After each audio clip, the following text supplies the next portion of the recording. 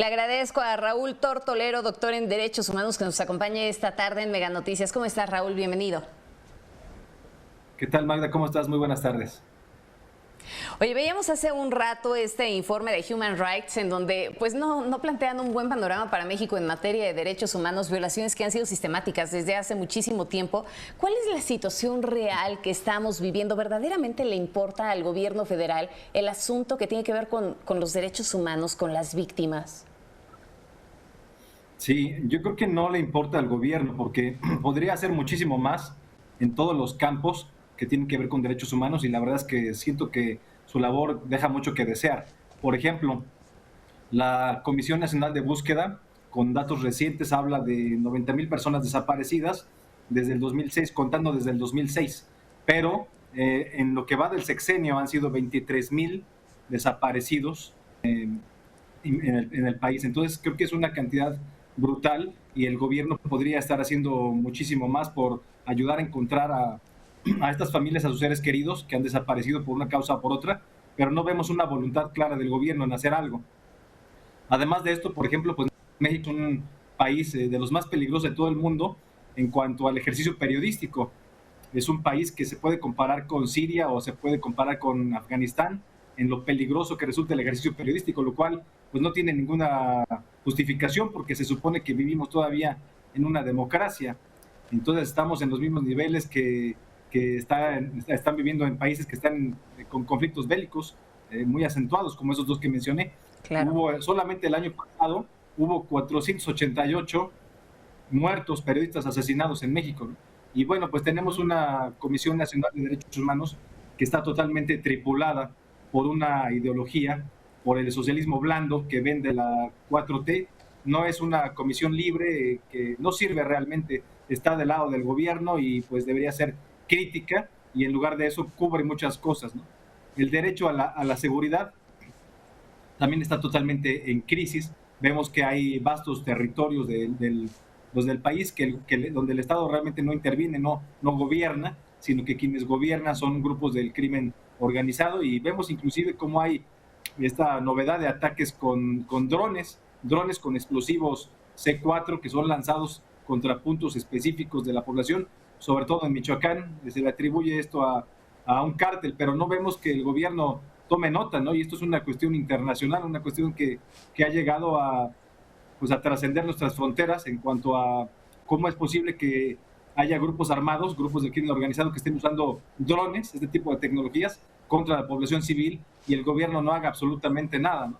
En Zacatecas, Claro. donde gobierna Déjame, Moreno. déjame interrumpirte en esta parte, porque el presidente ha reconocido que existen muchos pendientes en esta materia, en el ámbito de los derechos humanos, pero los adjudica al pasado, ¿no? Y bueno, justo esta semana sale a relucir también que la Comisión Mexicana de Defensa y Promoción de Derechos Humanos y la Federación Internacional de Derechos Humanos solicitaron ya una intervención de la Corte Penal Internacional para que México sea investigado por crímenes de lesa humanidad ante la prevalencia de casos, sobre todo hablamos de tortura, de desapariciones forzadas, en fin. ¿Qué nos dices acerca de esto? Porque si bien es cierto, se cometen estas violaciones a los derechos humanos, pero yo te lo preguntaría, ¿en dónde están los responsables, no? Porque hasta este momento no se conoce que se detengan las personas responsables, que las sanciones, en fin, que los investiguen, ¿no? Sí, claro, es una preocupación muy grande en todo el país y también inclusive a nivel internacional. Creo que no se está haciendo gran cosa porque se resuelvan estas cuestiones, estas irregularidades. Y esto sucede con respecto de no solo de las fuerzas policíacas, sino de las fuerzas armadas, ¿no? Por desgracia, en este país, pues con este sexenio, las fuerzas armadas han ido ocupando cada vez más espacios públicos en cargos de gobierno que antes no tenían, tienen ahora el control de muchos aeropuertos, de aduanas, en fin, y pues también está con la Guardia Nacional teniendo una intervención directa para cuidar, digamos, las fronteras de los migrantes que van llegando de una manera u otra, pero no se están respetando los derechos humanos, ¿no? Entonces, creo que debería haber una acción más enérgica de parte del gobierno para, digamos, resarcir a quienes hayan tenido problemas, digamos, en su dignidad personal, hayan sido agredidos, hayan sido violados sus derechos humanos, y nos falta mucho por caminar. No hay una cultura de derechos humanos, sino una cultura, digamos, de centralización del poder en la presidencia, ¿no? Que es una cuestión muy diferente, ¿no? No hay una cuestión de horizontalidad donde la ciudadanía tenga una prevalencia, tenga un empoderamiento, sino que se está concentrando el poder en pocas manos, centralizando de una Claro. forma una socialista, ¿no? Decía yo, Decías hace un momento que la Comisión Nacional de los Derechos Humanos no sirve, ¿no? ¿En dónde está la falla? ¿Qué es lo que está haciendo, o mejor dicho, qué es lo que está dejando de hacer? ¿Y qué opinas acerca de su titular, de Rosario Piedra Ibarra? ¿La ves activa? ¿Ves que está omisa? ¿O de plano desapareció de los reflectores? ¿Qué comentario hay al respecto?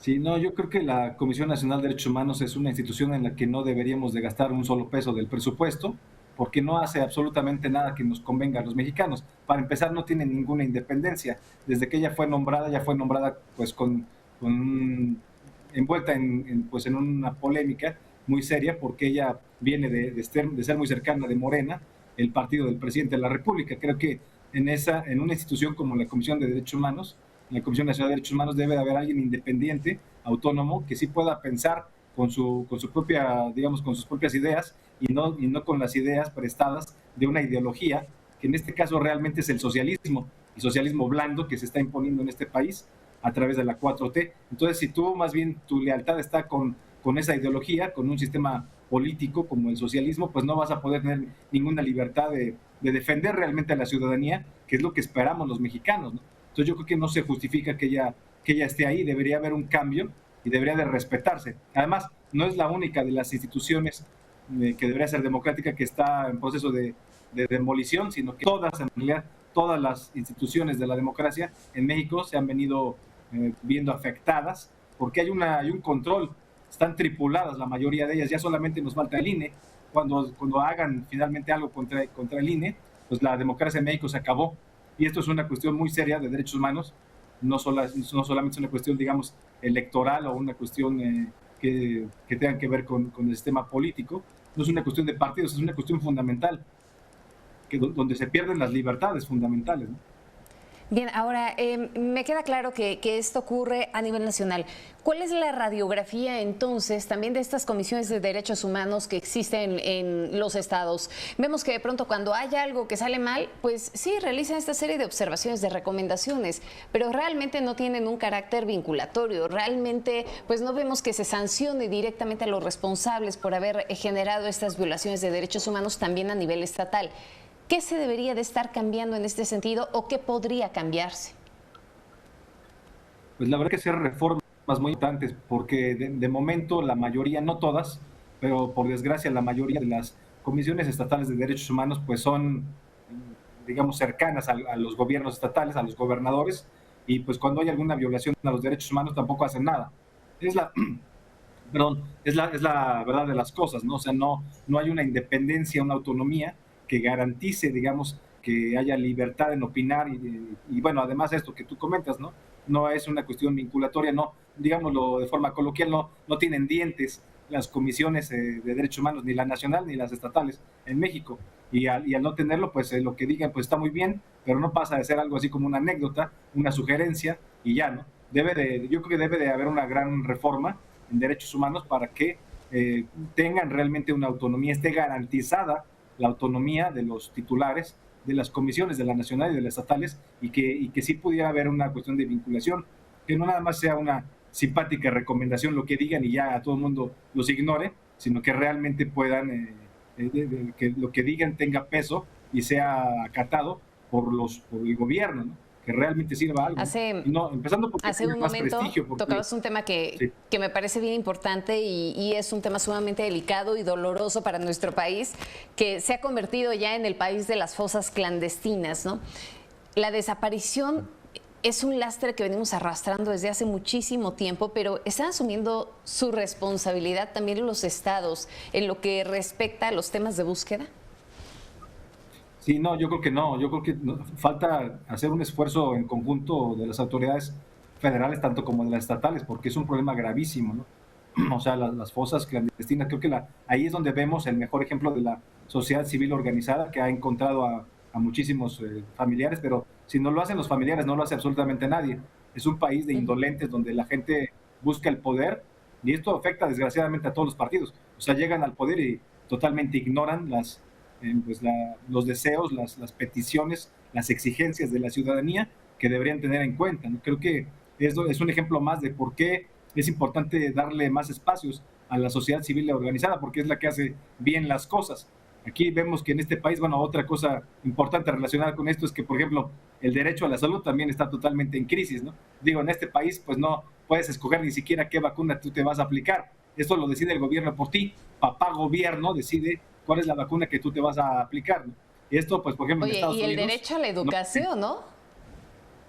También, o sea, en el caso del derecho a la salud, por ejemplo, las vacunas, tú en Estados Unidos vas a una tienda, a un Walmart, a una farmacia y escoges cuál quieres ponerte y te pones la que tú quieras. Aquí no, aquí el control de la vacunación lo tiene el gobierno y cuando vas a vacunarte ves a un tipo con una ametralladora de las Fuerzas Armadas, o sea, es una vacunación militarizada. O sea, creo que, y bueno, ya no se diga los malos manejos de la pandemia que han puesto a México entre los países que tienen una mayor tasa de mortalidad a nivel internacional, a nivel mundial. Es muy penoso y muy doloroso, ¿no? O sea, le están apostando a una súper centralización y pues no saben delegar absolutamente nada, no tienen confianza en la sociedad civil cuando reiteradas veces la sociedad civil ha mostrado que tiene una delantera que va por la vanguardia, mucho más adelante del gobierno. El gobierno está totalmente rezagado, no tiene ningún interés en respetar los derechos humanos. ¿Cuál es el camino entonces? ¿Cuál es el camino, Raúl? ¿Cuál es el camino que se debería de estar tomando en materia de derechos humanos, en materia de combate a la impunidad, que sabemos que es otro lastre? Bueno, si de lastres hablamos, podríamos hablar de muchísimos, ¿no? Porque la lista es larga. Pero, ¿qué se tendría que hacer entonces para poder evitar pues que se siga acrecentando esta crisis humanitaria que tenemos en materia de derechos humanos, en materia de migración, en materia de desaparición, en fin?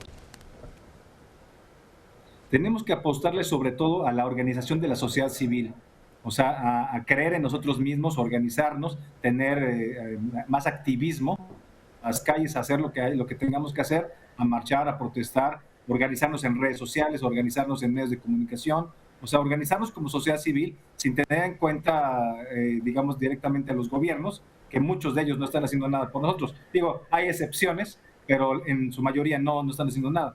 Pero tenemos que organizarnos mucho mejor, no estar esperando que el gobierno venga a resolvernos todo, como es lo que quiere el gobierno ahora, que tiene cuestión de este paternalismo que es como de los 70, ¿no? Estamos regresando a las épocas de Echeverría, donde todo nos lo daba papá gobierno, y hay gente que nada más está esperando de alguna manera su cheque, porque el gobierno se lo da, y con esto el gobierno crea una pues vasta red de apoyos electoreros.